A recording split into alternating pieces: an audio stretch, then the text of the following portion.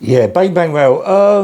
Yeah, now and again I had to go down to Brighton to pick things up for my pals. Yeah, so just go down M23, go into Brighton, go around by the waterfront there, and go to my pal's house, pick up the bag, come back. But anyway, they phone me up and they're saying to me, "You got to go down and pick something up." I said, "Listen, I can't go down there, mate. I ain't got a car."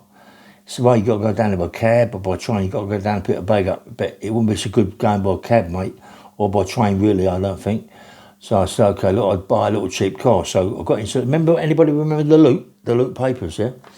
So I bought a car out there out of the Loop for £700. It was a Mercedes. I think it was a 450 or 420, something like that. Big car, and I thought, yeah, it's nice. You go down there with it, pick the bags up, come back, sweet. No tax, no insurance, no licence. But in the 90s, it wasn't so bad, but it's still bad, you know what I mean? So I thought to myself, right, take my time going down there and ain't rushing, 40 mile, 50 mile an hour in the slow lanes, 70 going the fast lane, come over, and bump like that. I noticed that the brakes were a little bit dodgy. You had to pump the brakes to stop the car, you know, it's a big motor, you know what I mean?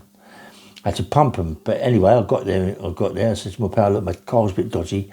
I said, the brakes are a bit dodgy, can you get it sorted? He said, yeah, but not now, you know. He said, what can you? I said, look, all right, yeah, give me the bag. And on my guy, he said, stop and have something to eat. I said, yeah, all right, I'll have, we went to a little restaurant, had something to eat, a little drink, coffee, teas, come back to his place, had a little chat. I said, well, I'm on my way. It's about 6 at night, 6 o'clock in the evening. It's summertime, it's lovely. Get on the motor, got the bag down on the left-hand side, on the seat in the front there. I'm going down the motorway, I'm in the fast lane, I'm doing 70 miles an hour. Motor's up my arse flashing, so I moved over. And I thought to myself, what I want to do, so I go in the slow lane and just poodle, you know what I mean, poodle home, but now and again get into the middle lane, yeah? So I'm driving, it's all sweet, all of a sudden I see lights being stopped here and there. It's a bit of a traffic jam. So I pulled over to the first lane, and all of a sudden his motor in front of me slams his brakes on. I couldn't stop, mate. I'm pumping the things like a lunatic. I'm slamming the automatic into reverse. Nothing. What happens? Well, when I hit the car, I've hit it on the left. I've hit it on the right hand side, but on my left hand side of my car as I've coming out. Yeah. So it took my wing off. Not only has it took my wing off, the wing's going underneath. It's punching my tyre. So now I can't move at all. So the guys come out going into one shouting. I said, listen, mate, do me a favour. Just pull your car forward. I'm going to pull this onto the other shoulder. Yeah. Get out of the way. Put the car on the old shoulder. I've got my bag down there. He comes up to me, he said, right, he said, can I have all your particulars, mate? I said, look, I don't know who he is or what he is, yeah? So I'm saying to him, look, mate, do me a favour. I've got no insurance. I've got no tax, I've got no licence. I said, how much do you think that's going to cost? I'll pay you now. He said, listen, no, I've got to go for the insurance. I want to go for the thing. I said, mate, don't make it awkward for me, please. So he's on and on and on. And I thought, nah, fuck that. So I picked the bag up and walked up the verge, because over the top of us was a bridge, yeah. So the traffic up there, because of the traffic jam, I think I'm going to go up the stairs, family lifting. You can't do it on the motorway, but perhaps I can do it up there, yeah, and go somewhere and get a cab or whatever it is. Should have got a cab straight away. I don't know why I didn't. I can't phone anybody. Like an idiot. My mobile's got no credit in it. Oh mate, it was crazy, innit? Do you know what I mean? Get a car, go down there, pick it up, come back, don't realise you wanted your mobile, don't realise there's something wrong with the car, cheap car. Mate, when I've hit the car and gonna pull over to the side, pulled over on the hard shoulder, put it there, got the bag up, walking down the thing. I got my mobile on me, yeah?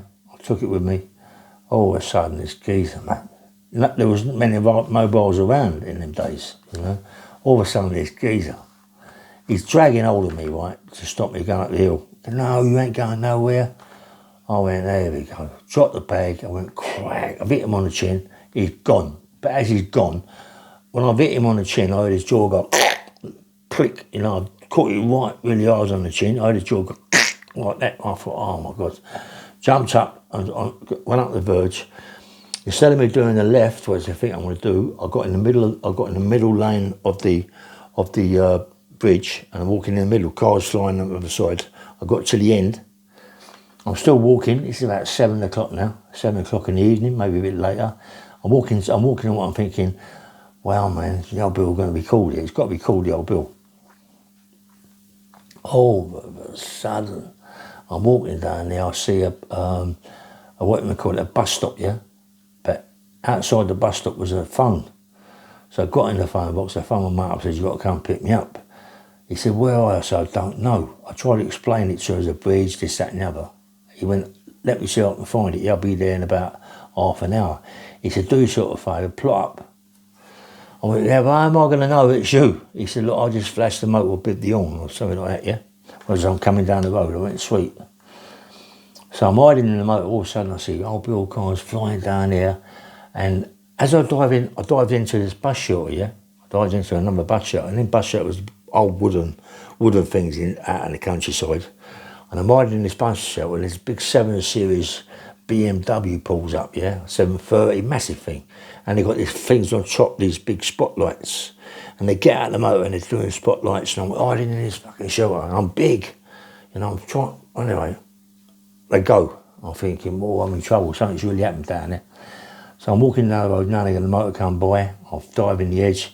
I've got all cuts over my face and everything. All of a sudden, bib, bib, bib, it's my pal. Get in the motor. Get in. I said, "What's up?" He went, "What you done?" I said, "What do you mean, what have I done?" He said, "There's old Bill everywhere, in boiler suits, everything, dogs, and they're looking for someone, mate. It's got to be you. What you done?" I said, "Nothing." Well, I told him what I'd done. He went, "Well, whatever you've done is caused murders, right?" I went, "Oh no, what is it I've done?" I don't know, you know what I mean? I thought, "Oh, I don't need this, mate. I don't need this, you know. I'm on bail.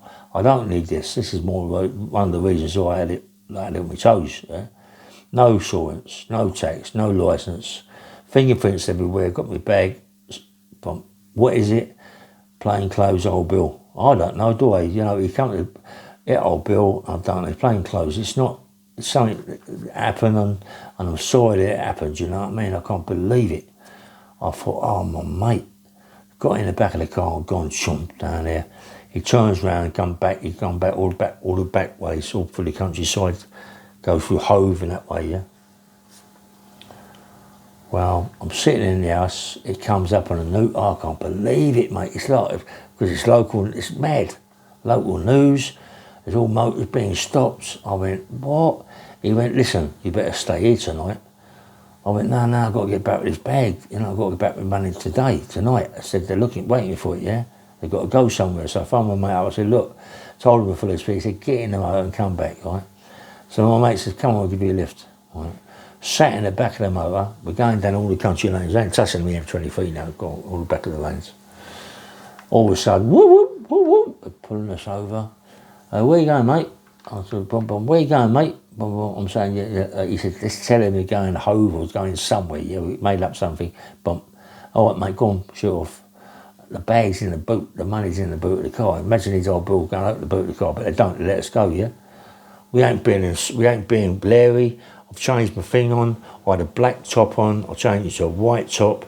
You know what I mean? And I've got a big jumper on as well, but it's summertime, so it looks a bit suspicious anyway. Anyway, right? Go back to Brighton. I said to my mate, "We can't go back that way. Let's go back to Brighton, Hove, Brighton. Let's get out of here and go home. Yeah, back to your place." So I went back to his place. I stayed the night. He said, "Come, I'll take you home all the way, yeah?"